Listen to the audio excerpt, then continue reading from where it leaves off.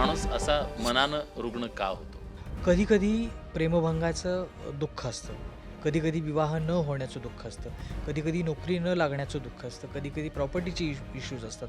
या सगळ्या इश्यूजमध्ये ज्यावेळेला माणूस पिचतो,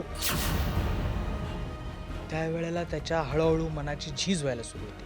बरं. एक दिवस स्फोट होतो हं. आणि माणूस वेडा होतो.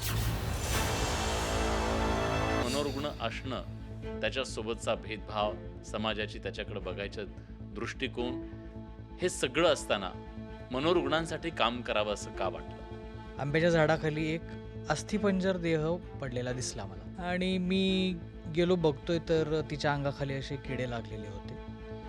मला ते बघून अत्यंत वाईट वाटलं. श्रद्धा रिहॅबिलिटेशन सेंटर जे कर्जतला आहे त्यांनी चांगला प्रतिसाद दिला. तिथं आणून तिला दाखल केली. दाखल केल्यानंतर ती बरी झाली आणि तिच्या घरी गेली. तर हे ऐकल्यानंतर मला प्रचंड आनंद झाला. म्हणजे आयुष्याचं इप्सित साध्य झाल्यासारखं वाटलं. हं. तिथून हा जो प्रवास सुरू झालेला आहे. पण अनेक नोकऱ्या सोडाव्या लागल्या. तुम्हाला आर्थिक विवंचनेतून जावं लागलं. हो, काही त्याचं काही एवढं मी तेच म्हणतोय, की हे माझ्या अस्वस्थपणावरती उत्तर शोधल्यानंतर मी आनंदी होतो. लोकांनी तुम्हाला वेडे ठरवलं असेल. वेड्यांसाठी काम होय, करतोय, होय. वेड्यांशी बोलतोय, वेड्यांशी हे करतोय. मला वडिलांना फोन केले, की तुमच्या मुलाच्या डोक्यावरती परिणाम झालाय का? हा हं. तो नोकऱ्या सोडतोय सगळ्या आणि स्टँडवरती मनोरुग्णांशी बोलत उभा राहिलेला असतो. खुळ्या लोकांशी बोलत उभा राहिलेला असतो. बऱ्याच वेळेला तुमच्यावर टीका होणारच. कारण जिथं समाजाचे यशस्वी पुरुषाचे मापदंड XYZ आहेत हं. आणि तुम्ही ABC वर्तन करत असता, हं. तेव्हा तुमच्यावर टीका होणारच, की हां. तुम्ही वेडे आहात असं म्हटलं जाणार. त्याने जेव्हा असे फिरतात, त्यांच्याबद्दल अनेक गैरसमज हो, असतात. दगड मारतात, दगड शिव्या मारतात, देतात, त्यांना त्रास धावून येतात, अशा धावून पद्धतीचे आहेत. समाजाचं वर्तन त्यांच्याबद्दल कसं आहे? काय अनुभव आहे तुमचा? लोकं काय करतात माहिती आहे का? आसपासचे काही लोक त्यांना हुसकावून लावणे, त्यांच्या अंगावर कचरा टाकणे, दगड मारणे, बऱ्याच गोष्टी त्यांच्या बाबतीत झालेल्या असतात. हं. लैंगिक शोषणही झालेलं असते. आता अशा पद्धतीनं समाज किंवा आजूबाजूचे लोक वागल्यानंतर या सगळ्या मनोयात्रींच्या मनामध्ये भीती निर्माण होते आणि हे मग दगड मारायला सुरुवात करतात. कधी भीती नाही वाटत त्यांची? नाही, मला शहाण्या माणसांमध्ये भीती वाटते. हं. खरं म्हणजे नॅशनल मेंटल हेल्थ प्रोग्राम म्हणतो की प्रत्येक कुटुंबामध्ये एक मनोरुग्ण माणूस आहे. मी म्हणत असतो की आपण सगळे मनोरुग्ण आहोत. आपल्या फक्त पातळ्या कमी जास्त आहेत.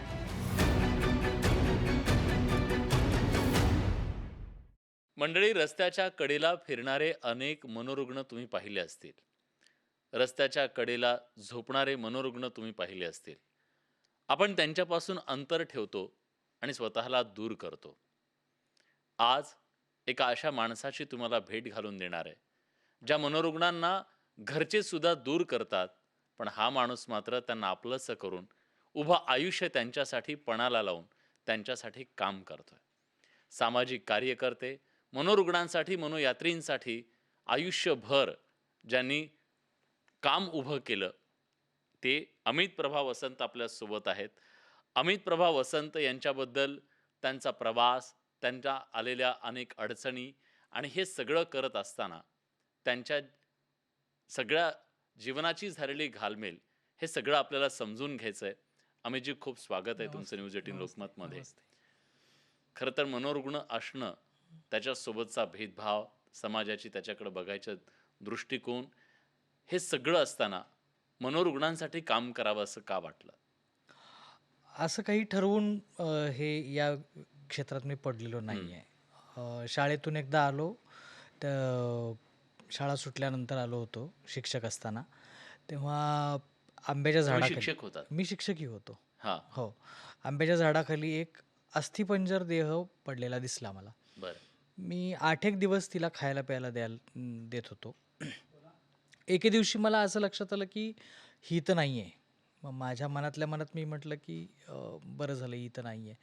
पण 2-3 दिवसांनी मला फोन आला, पत्रकाराचाच आला एका, की असं-असं आणि एका ह्या सूतगिरणीच्या बाहेर एक महिला पडलेली आहे.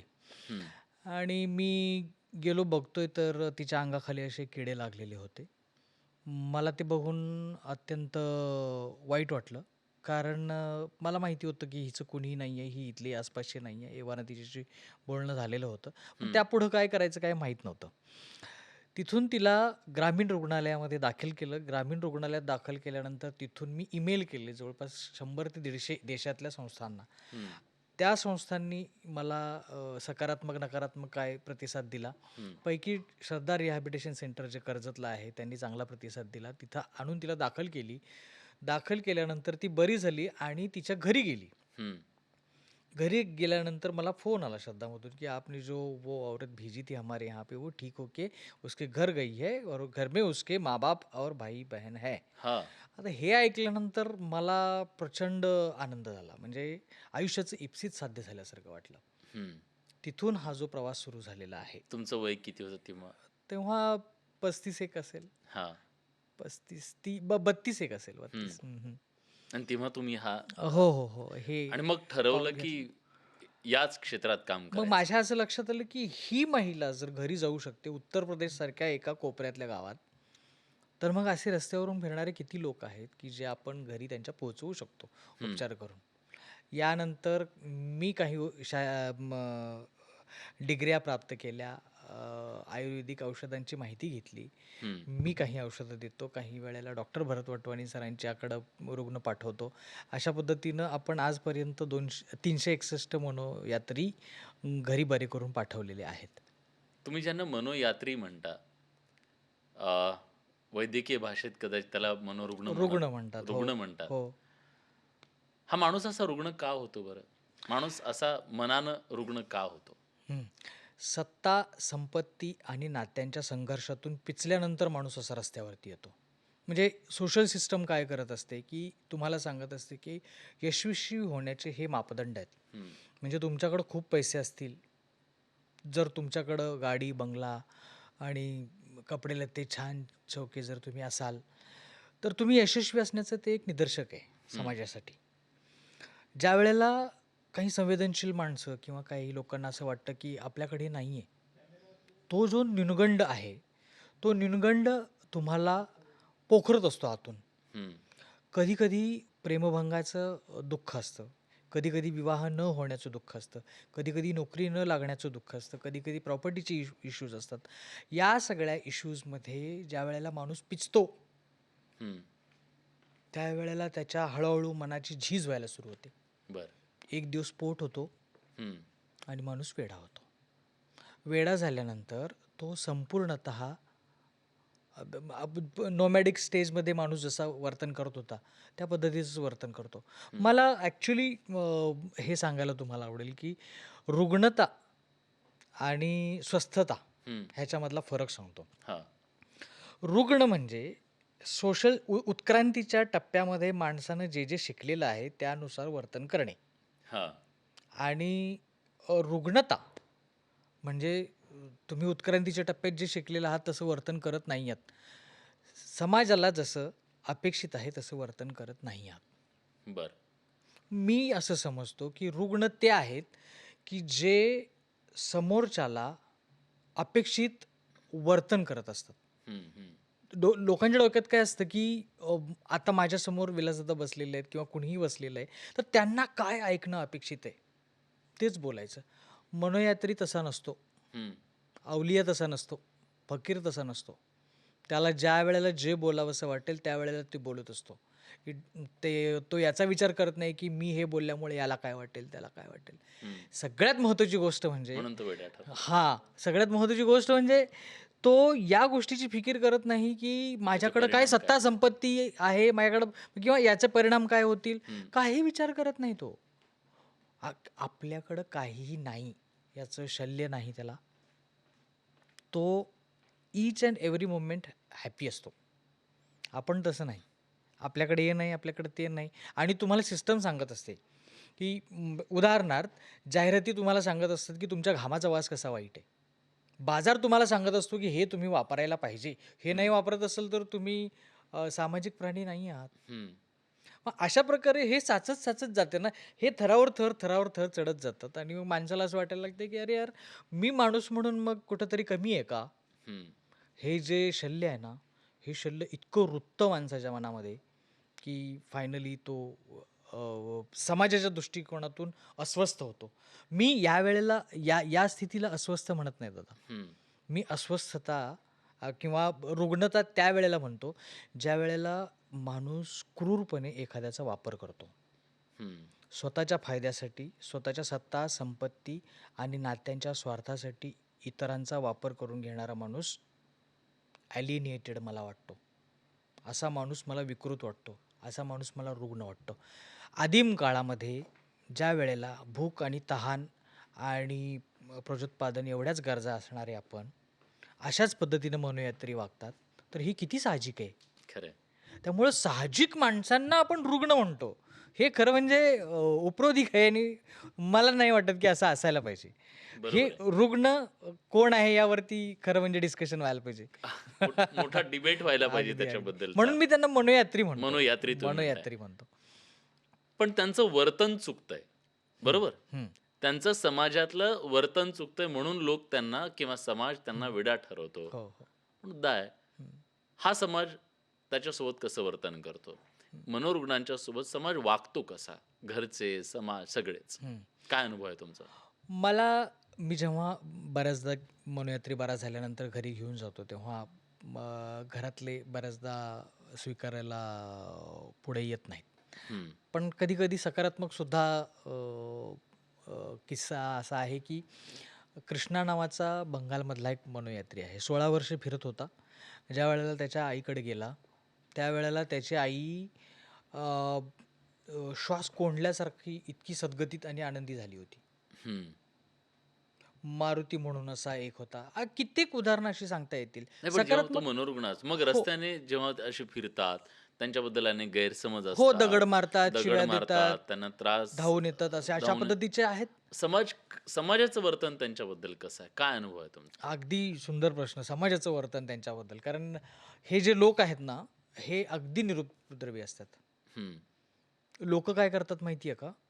आसपासचे काही लोक त्यांना हुसकावून लावणे, त्यांच्या अंगावर कचरा टाकणे, दगड मारणे, बऱ्याच गोष्टी त्यांच्या बाबतीत झालेल्या असतात. हं, लैंगिक शोषणही झालेलं असते.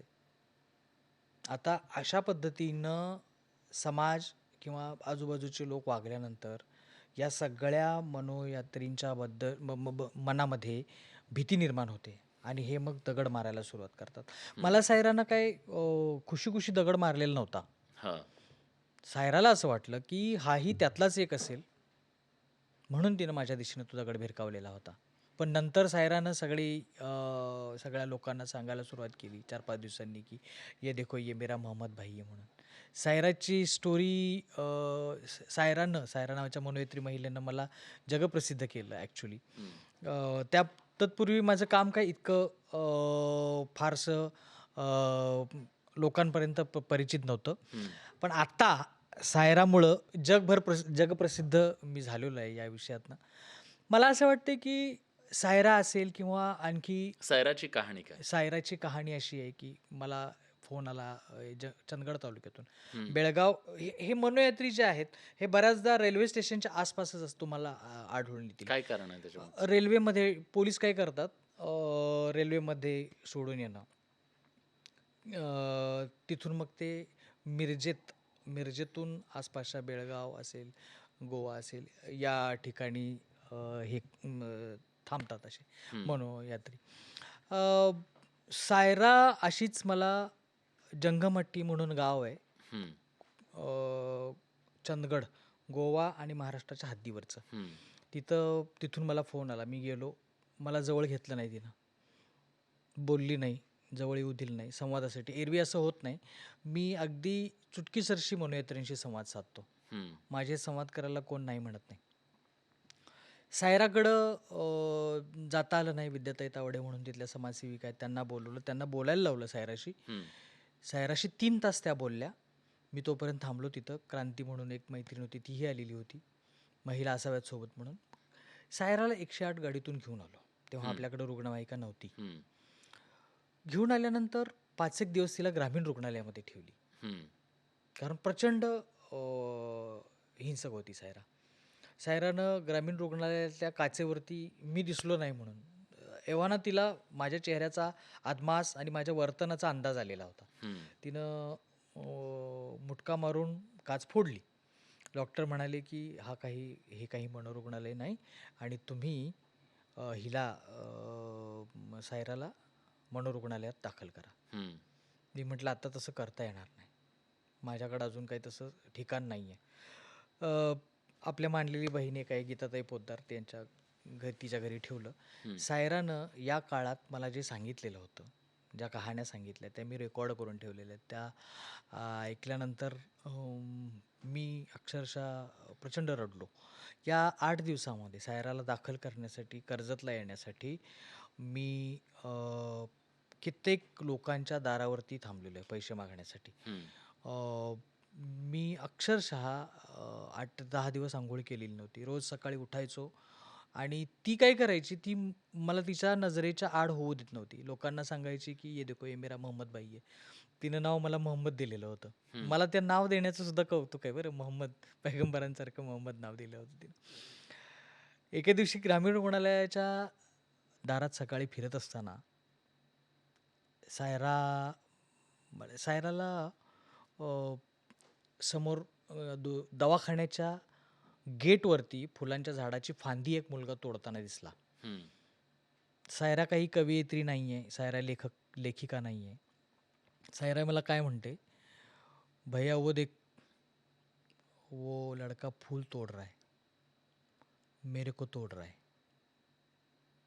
हे सायरा बोलली. हं, मी त्यावेळेला अवाक झालो. मी साहित्याचा विद्यार्थी आहे. मला या वाक्याचं सौंदर्य कळालं मला. सायराच्या मनाचं सौंदर्य कळालं मला. अशी सायरा अ, 8 एक दिवस तिथून पुढं माझ्याजवळ राहिली. सायरानं तिच्या अंगावरचा ड्रेस, तिला अंघोळ करायला लावली होती गीताताईनं तेव्हा. तिच्या अंगावरचा ड्रेस नजर लागण्यासारखा धुतला होता. हे एवढे डिटेल्ड मी यासाठी सांगायला हं, लागलोय, की बऱ्याचदा काय होतंय, की मनोयात्री अशा पद्धतीचाच असतो. अशा पद्धतीचा एक समज समाजामध्ये असतो. मनोयात्रींसंदर्भातले सगळे समज समाजानं आपल्या सापेक्ष वर्तन नाही हं, म्हणून ठरवलेले आहेत. हां, सायरानं त्या वह्यांवरती काढलेली चित्र, त्या मारलेल्या रेषा अजूनही माझ्याजवळ आहेत. सगळ्यांचे वेगवेगळे अर्थ आहेत. हं, अ, मग फायनली डॉक्टर वाटवाणी सरांशी बोलणं केलं. सर म्हणाले, "या घेऊन." मग 2 समाजसेवकांना त्यांनी पाठवलं. सबंध प्रवासात सायरा रुग्णवाहिकेमध्ये माझ्या हाताला अशी घट्ट धरून बसलेली होती. आजऱ्याहून मुंबईला घेऊन येताना हं, कर्जतमध्ये. म्हणून माझ्या खांद्यावरती डोकं टेकलेलं होतं, मी सोडून जाऊ नये म्हणून. आणि प्रवासात मला विचारत राहिली, की "भैया तुम मुझे कहाँ लेके जा रहे हो?" अ, तो हम बाजार जा रहे. मी हेच उत्तर देत होतो दरवेळेला. जेव्हा श्रद्धा पुनर्वसन केंद्रामध्ये मी घेऊन आलो तिला, पहाट झालेली होती सकाळी. मग ती सगळी प्रक्रिया केली मी आणि प्रक्रिया केल्यानंतर सायरा म्हणाली, "भैया मुझे सुसू करने जाना है." ती गेली. ती गेलेल्या वेळेला मला तिथले स्वयंसेवक म्हणाले, "आता तुम्ही पटकन निघा सर इथून. म्हणजे आम्हाला तिला दाखल करता येईल, नाहीतर हं, मग ती तुमच्या मागे लागेल." इतका तिचा माझ्यावर जीव लागलेला होता. हं, मी बाहेर येऊन त्यांनी स्वयंसेवक तिथं कुलूप लावेपर्यंत म्हणजे ती खिडकीत आली. खिडकीतून हात बाहेर काढून म्हणाली मला, "अ, भैया तुम कहाँ जा रहे हो?" तर मी म्हटलं, "मैं बाज़ार जा रहा हूँ. तुम्हारे लिए चूड़ियाँ लेने जा रहा हूँ." आणि सायरा डोळ्यात पाणी आणून म्हणाली, की "मुझे पता है तुम वापस नहीं आओगे." आता हा किस्सा जो आहे ना, मी तिथून साताऱ्यात येईपर्यंत रडत होतो. सायरानं मला असा नखशिखांत मग त्यावेळेला मी विचार केला होता, की आपला स्वतःचा प्रकल्प झाला तेव्हा होईल तेव्हा मनोयात्री जेव्हा घरी जाईल, तेव्हा आपलं कसं होईल? हे जेव्हा मी सांगतो हा किस्सा, तेव्हा मला त्या सदमा सिनेमातला कमल हसनच आठवत हं, हं, असतो. हं, त्यानंतर बरी झाल्याचा फोन सरांचा आला मला आणि मला आनंद झाला, की सायरा बरी झालेली आहे म्हटल्यानंतर. ईदच्या आदल्या दिवशी घराकडे पोहोचली. तिची फार मोठी न्यूज पण आली वृत्तपत्रात. म्हणून मी फोन केला घरी हं. आणि सायराकडे फोन दिला त्या लोकांनी. मग म्हटलं, "मैं मोहम्मद भैया बोल रहा हूँ." तर "कौन मोहम्मद भैया?" असं सायरा मला म्हणाली. हं. आणि मग नेहमीचं ते माझं दुखणं आहे, की मनोयात्री बरा झाल्यानंतर मला ओळखत नाही. हं. गेली सायरा घरी गेली. बरी आहे, छान आहे. पण ती मला ओळखत नाही आता. ती ओळखत नाही. तीच नाही. कुठलाच मनोयात्री मला ओळखत नाही.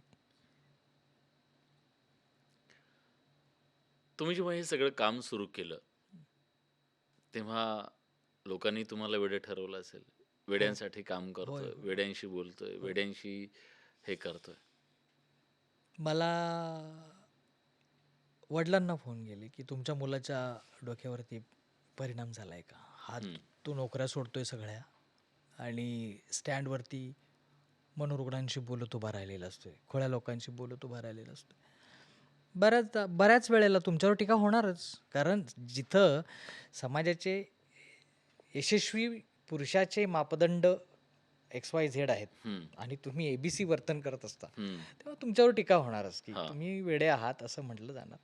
आणि कुठल्याही वडिलांना आपला मुलगा यशस्वी झालेला बघायचा असतो. हं. मी त्यांच्या कुठल्याही मापदंडात समाजाच्या त्या फुटपट्ट्यांवर तुम्ही बसतच नव्हता. नव्हतो ना. हं. मग त्यामुळं ते मला वेडा समजत होते. हं. आजही कदाचित समजत असतील. कारण आजही मला मनोयात्री दाखल करायचा असला, जखमी पशुपक्षी जरी दाखल करायचे असले, कुठंही जायचं असलं तरी मला हं. फोन करावा लागतो. "दादा ₹500 पाठवता काय? मला ते इंधन घालायचं आहे." किंवा काहीही असतं. आजही. पण ह्या सगळ्यांचं आयुष्य उभं करताना, त्यांना बरं करताना, तुमच्या आयुष्याची खूप होरपळ झाली. मला त्याचं कधी शल्य आहे? नाही. मला याचं शल्य नाही दादा. याचं कारण सांगतो. समोर जेव्हा दुःखी प्राणी, पक्षी, मनोयात्री, झाड दिसतं, तेव्हा मी अस्वस्थ होतो, हं. की मी तर हॅपी आहे. समजा आपण एखादी गझल लावली, कानामध्ये ऐकली, तर किती आनंदित होतो. एखादं सुंदर चित्र बघितलं, की आनंदित होतो आपण. मग माझ्या मनात जो आनंद आहे, तो आता हा प्राणी, पक्षी किंवा हा माणूस उपभोगू शकत नाहीये. हे शल्य आहे मला. हे माझ्या अस्वस्थपणाचं कारण हे आहे. कारण हं. मी त्या सुख-दुःखाच्या मापदंडाच्या, सामाजिक मापदंडाच्या पलीकडे गेलेलो आहे. पण अनेक नोकऱ्या सोडाव्या लागल्या. तुम्हाला आर्थिक विवंचनेतून जावं लागलं. हो, काही त्याचं काही एवढं मी तेच म्हणतोय, की हे माझ्या अस्वस्थपणावरती उत्तर शोधल्यानंतर मी आनंदी होतो. हं. समजा आता इथं जखमी कुत्रं पडलेलं आहे आणि मला कोणीतरी सांगितलं, मग मी त्याच्यावर उपचार केले, ते बरं झालं. मी हॅपी. मग माणसाच्या आयुष्याचा उद्देश काय आहे? आनंद कशात आहे? हो, हं. हॅपीनेस इज मला असं वाटतं, की आनंद हा जर केंद्रबिंदू आणि मानक मानला माणसाच्या आयुष्याचा, तर मी खूप आनंदी आहे. प्रचंड आनंदी आहे मी. कारण मला समाधान वाटतं, की मी एकटाच आत्ता आनंदी नाही आहे. ते कुत्रंसुद्धा आनंदी आहे. तो मनोयात्रीसुद्धा आनंदी आहे. तो पक्षीसुद्धा आनंदी आहे. ह्या सगळ्यासाठी तुमच्या अनेक नोकऱ्या सुद्धा गेल्या. हं. सोडाव्या लागल्या. सोडाव्या लागल्या. सोडाव्या लागल्या. का? काय हं. व्हायचं, की मी एखाद्या वेळेला मनोयात्री दिसला किंवा हं. जखमी पशुपक्षी दिसला, की ऊर्जा देण्यासाठी मी तिथं जायचो. हं. तिथं गेल्यानंतर मी कामावर जायचो नाही. हं. मग माझं आणि बॉसचं, प्रिन्सिपलचं, संस्थापकांची वादविवाद व्हायचे. हं. आणि लिटरली मी नोकरी सोडायला एका पायावर तयार असायचो. मी एकूण 6 नोकऱ्या परवा नाही सोडल्या. केली. अजिबात नाही. घर सुद्धा सोडावं लागलं तुम्हाला? घर सोडावं लागलं. मला वडिलांनी नोकऱ्या करत नाही म्हटल्यानंतर विवाह करत नाही म्हटल्यानंतर हं. मला घरातून बाहेर काढलं. घरातून बाहेर काढल्यानंतर एका प्राध्यापकांनी मला ₹1,500 दिले होते. त्याच्यात पहिले 1 महिनाभर चाललं सगळं. त्यानंतर 3 वर्ष मला हं. अंबलेला भात म्हणजे मी शिक्षक ही माझी प्रतिमा होती. मग काही लोक डबा द्यायचे मला. मग मी त्या डब्यातला भात थोडासा थोडा खायचो. मग त्या भाताला भुरा यायचा. हं. मी तो भुरा साफ करून खाल्लेला आहे. भात आंबायचा. लिटरली हे आणि हे पचवलेलं आहे मी. आज मला त्याचा थोडासा त्रास होतोय. पण हे काय माझ्या पोटात आग होती किंवा काय माझ्यात चैतन्य होतं मला माहीत नाही, पण ह्या सगळ्याचा भुगा झालेला आहे. बरं, हे सगळं तेव्हा करत असताना रात्री अर्धा बिस्किट पुडा, सकाळी अर्धा बिस्किट पुडा, हे सगळं आयुष्य जगत असताना असं त्यावेळेला कधीही वाटत नव्हतं की मी काहीतरी भव्य-दिव्य करतोय. हं. मला तेव्हाही असंच वाटत होतं की मी माझ्या अस्वस्थपणावरती उत्तर शोधतोय. आजही मला असं वाटतं की मी माझ्या अस्वस्थपणावरती उत्तर शोधतोय. समाजसेवा वगैरे तुम्ही म्हणता, मला आनंद मनोरुग्ण आहे त्याचा. नाही, तुमचं काम खूप मोठं आहे. इतकी बरोबर. सगळी माणसं तुम्ही जी फेकली गेली होती व्यवस्थेतून, हं, त्या पुन्हा माणसांना हं. तुम्ही समाजात आणलेलं आहे, हं. समाजाला स्वीकारायला बरोबर. लावलेलं आहे. हे खूप मोठं काम आहे. हं.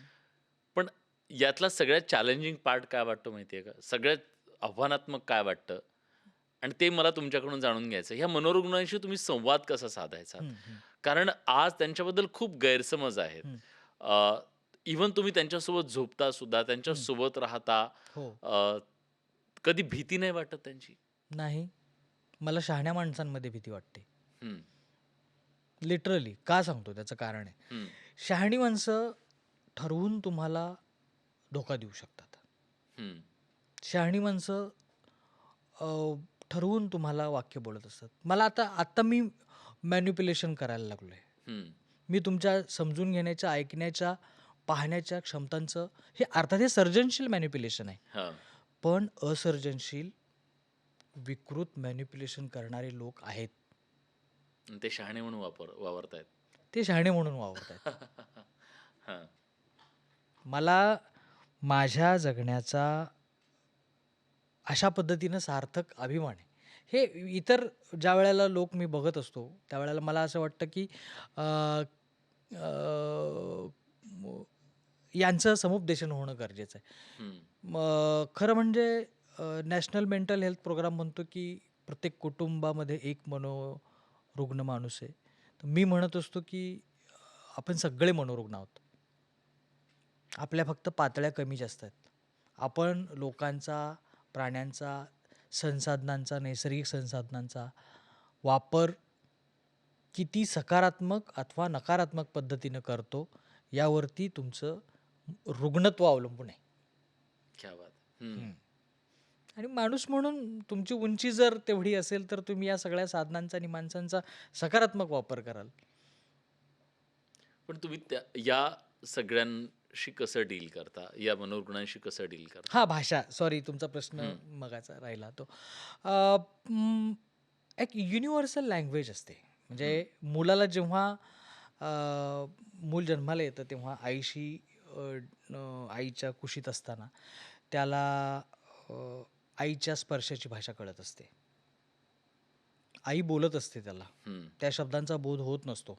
पण तरीही कळत असतं. मुलाला काय पाहिजे कळत असतं आईला. मला मनोयात्रींशी बोलत असताना संवाद करत असताना हं. भाषेची अडचण कधीही आलेली नाही. बरं. भूक लागले तुम्हाला म्हणून कळतं हो. त्यांना काय हवं आहे, त्यांची वेदना काय, त्यांचं दुःख काय, का ते या परिस्थितीत आलेत, ते सांगतात? सांगतात, सांगतात ते सांगतात. हं, त्यांची सांगण्याची पद्धत आहे. हं, म्हणजे मला नेपाळची एक मनोयात्री महिला, आता मला नेपाळी येत नाही. हं, पण तिनं तिच्या भाषेमध्ये सांगितलेलं होतं मला. हं, ती बोलत होती, की तिचा नवरा असं-असं कामाला आलेला होता. मग त्यानं हिला बोलवलं. मग ही आली आणि ही कामाच्या ठिकाणी जाऊन बघते तर तो नाहीये तिथं. हं, ही वणवण तो मानसिक धक्का तिला सहन झाला नाही. तिचे सगळे कपडे पाळीच्या रक्ताने भिजलेले होते. हं. अशा अवस्थेमध्ये ती किती वर्ष फिरत होती मला माहीत नाही. बापरे! तिला दाखल केलं हं, आणि ती तिच्या घरी पोहोचली.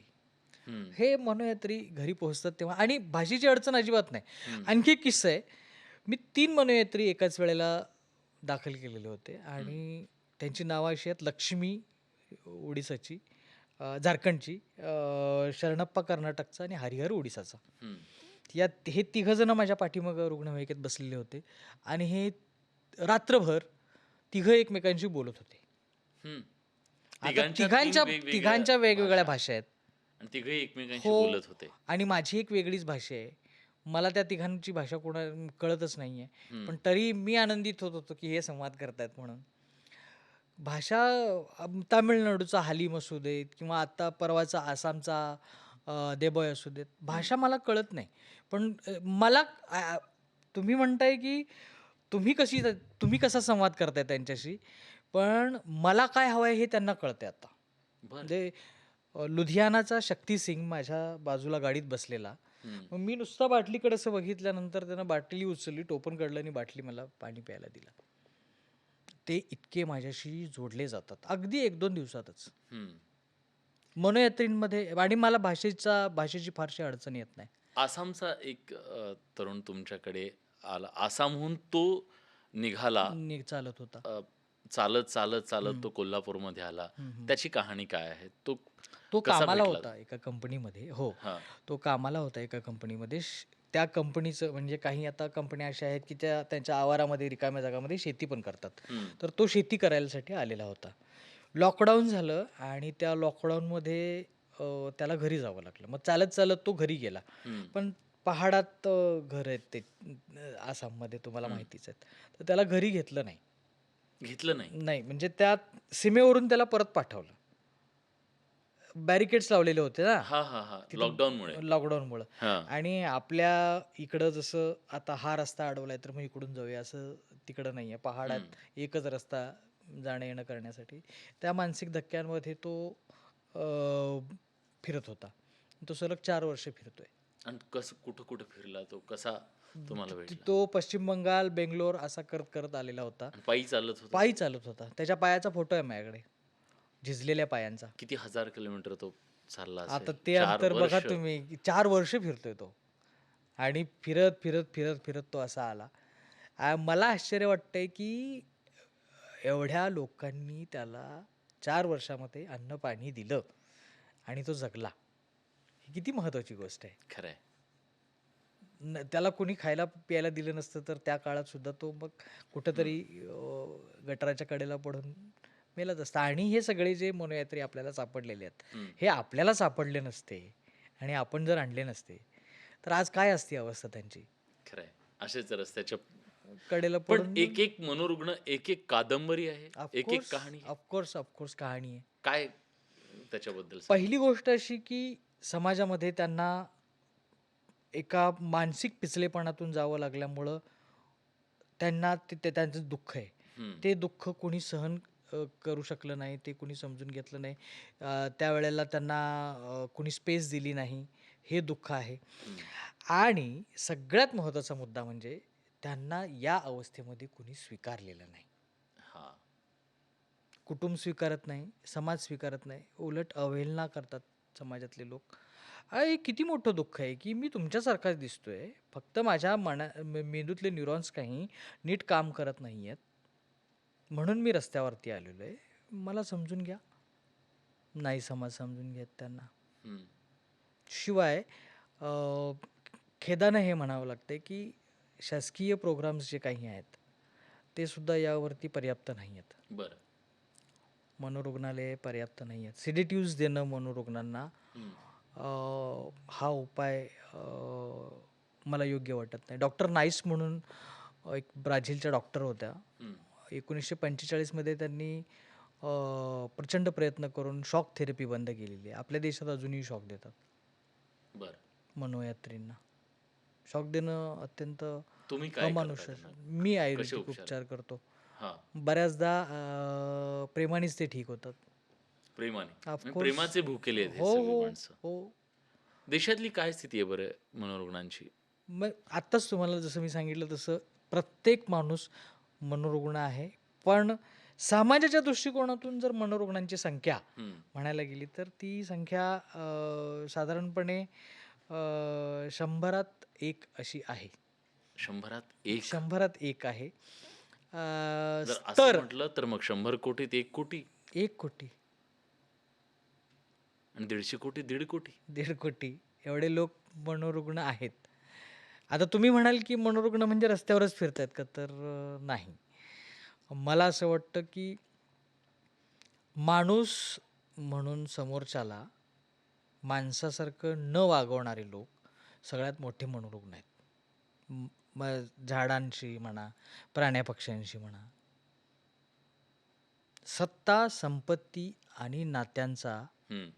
गैरवापर करत हे ज्यांच्याकडं नाही आहे त्यांच्यावरती अन्याय अत्याचार करणारे लोक मला मनोरुग्ण वाटतात. ते ह्या 1 कोटीमध्ये आहेत. आता तुमच्या ह्या कामामध्ये तुमच्या पत्नीचाही सहभाग आहे, त्यासुद्धा तुम्हाला मदत करतात. हो. तुमचं हे काम कसं चाललंय? छान चाललंय हे आता काम. पण बऱ्याचदा काय होतंय, पण की त्या असं म्हणाल्या नाहीत, का माणूस वेडा आहे का हा? ऑफकोर्स हां. ते ते त्याच अ, ती एकदा मला म्हणाली, की "काय कर्मवीर व्हायचं ते तुम्ही व्हा." मला असं म्हणाली ती. हां. कारण माझं जे दुःख आहे ना, लिटरली ती बघते. हं. कुठल्या स्त्रीला आवडेल, की दररोज हा माणूस ज्यावेळेला कोणाला मदत करायची आहे, त्यावेळेला 10 लोकांकडनं घेतो ज्यांच्याकडे आहे आणि एका माणसाला मदत करत असतो. दररोज. हं. मग तिला ते वाटलं रागानं असं म्हणाली, "काय कर्मवीर व्हायचं ते तुम्हाला व्हा." मग कर्मवीरांची बायको मंगळसूत्र देते ना, मी ते किस्सा सांगत होतो. हं, हं. नाही म्हणाली, "मी आता असं होणार नाही. आता आपला संसार आहे." आणि ती तिचं बरोबरही आहे एका अर्थाने. कधी असं वाटतं, की काय करतोय आपण? आपण थांबलं पाहिजे. हो, मला बऱ्याचदा वाटलेलं दादा. मी माझा मॅक्सिमम वेळ ₹200 अ, अ, एका पेट्रोल पंप चालकाच्या दारावरती उभा होतो. हं. आणि मी मुद्दाम उभा राहिलो. 2 तास उभा राहिलो ₹200 त्याच्या दुसऱ्या दिवशी मी दुकान उघडल्या-उघडल्या एका अ, बाळूदादा नावाच्या माणसाकडे गेलो. मी हं. मुद्दाम नावं घेतोय ही. दुकान उघडलेलं होतं. केश कर्तनालयाचं दुकान होतं त्या माणसाचं. त्या माणसानं, "सर या." "काय?" तर "ते असं-असं मनोयात्री घेऊन चाललोय. रुग्णवाहिकेत पेट्रोलसाठी पैसे लागणार आहेत." गल्ला उघडला, ₹200 काढले, दिले मला. मला त्या पेट्रोल पंप चालकापेक्षा हा माणूस फार मोठा वाटतो. हं, हं. खरं सांगतो या माणसांसारखी कित्येक नावं घेता येतील मला. ऋषिकेश काका आहेत, मदन कुलकर्णी आहेत, वृंदा गोठिवरेकर म्हणून आहे. मला अडचणीतून बाहेर काढलेलं आहे ह्या सगळ्या लोकांनी. मी रात्री अपरात्री कधीही फोन लावतो. हं. मग बरेचसे मुंबईतले आहेत आणि ते त्या वेळेला मेसेज पिकअप करतात, फोन उचलतात आणि मदत करतात. नाहीतर हे एवढं काम इम्पॉसिबल आहे. कुणीही करू शकत नाही. शिवाय क्रेडिबिलिटी एवढी आहे आपली आत्ता, की मध्यरात्री जरी कोणाला फोन केला, तरी लोक मदत करतात. लोक मदत करतात. अ, ज्या मनोरुग्णांना तुम्ही बरं केलं, हं. अ, त्यांची पुन्हा कधी भेट झाल्यावर काय अ, अनुभव असतो? भेट झाल्यानंतर ते मला ओळखत नाहीत, हे माझं दुखणं आहे. खेदानं असं म्हणावं लागतं, की 2 त्यातले लोक जे आहेत, ते हं. आजही रस्त्यावर आहेत. त्यांच्या घरगुती अडचणींमुळं ते सांगू शकत नाही. अ, मग भेट झाल्यानंतर ते मला ओळखत नाहीत. हं. मी म्हटलं ना, की सदमामधला कमाल हसनच आहे मी. मला खूप वाटतं, की कधीतरी आपण अशी एखादी डॉक्युमेंटरी करावी, की आत्ता हे मनोयात्री काय करत असतील, अशा पद्धतीचे. हां, हां. प्रत्येकाच्या घरी जायचं आणि ते पण ते इतकं सोपं नाही आहे. त्याच्यासाठी खर्च पण हे फार अफलातून होईल हं. त्यांच्या घरी जाणं. खरं तर हे काम इतकं मोठं आहे, इतकं वेगळं आहे आणि विचार केला कदाचित लोक विचारच करत नाहीत त्या सगळ्या गोष्टींचा आणि समाजासाठी, घरासाठी, कुटुंबासाठी एक वेडेपणा करणं, वेड्या माणसांसाठी काम करण्याचा वेडेपणा, खरं तर तो शहाणपणा तुम्ही करताय. अगदी. त्याचा जेवढं कौतुक करावं तेवढं कमी आहे आणि तुमच्यासारखी माणसं या समाजात उभी आहेत. आधार नसलेल्यांची काठी बनून आणि डोक्यावर कुठलंही छप्पर नसलेल्या माणसांच्या डोक्यावर एक आधाराचं छप्पर बनवून. म्हणून मला वाटतं, की हा सगळा समाज व्यवस्थित चालू आहे. तुमच्या कामासाठी खूप साऱ्या शुभेच्छा तुम्हाला. धन्यवाद दादा. Proud of you. Thank you so आम्ही मच दादा. अ, आणि कधी कुठली मदत लागली तर नक्की सांगा. आपण याच्यासाठी हे करू. तुमच्या कामाला खूप शुभेच्छा. Thank you. आणि आज अशी वेगळी माणसं समाजातली आपल्या आजूबाजूला असणारी, हे जग देखाव्याचं आहे. देखावा सगळा ह्या जगात चालतो. देखाव्यावर हे जग चाललेलं आहे. पण या दिखावटीच्या सगळ्या जगाच्या पलीकडेही अशी माणसं आहेत, जे निस्सीमपणे माणुसकीवर प्रेम करतायत, माणसांवर प्रेम करतायत, ज्यांच्या आयुष्यात प्रेम संपलंय, त्यांना प्रेम उधळून त्यांच्यावरती पुन्हा त्यांना माणसात आणतायत. अशा या माणसांना सलाम करूया. आजच्या पॉडकास्टमध्ये आपण इथेच थांबतोय. धन्यवाद.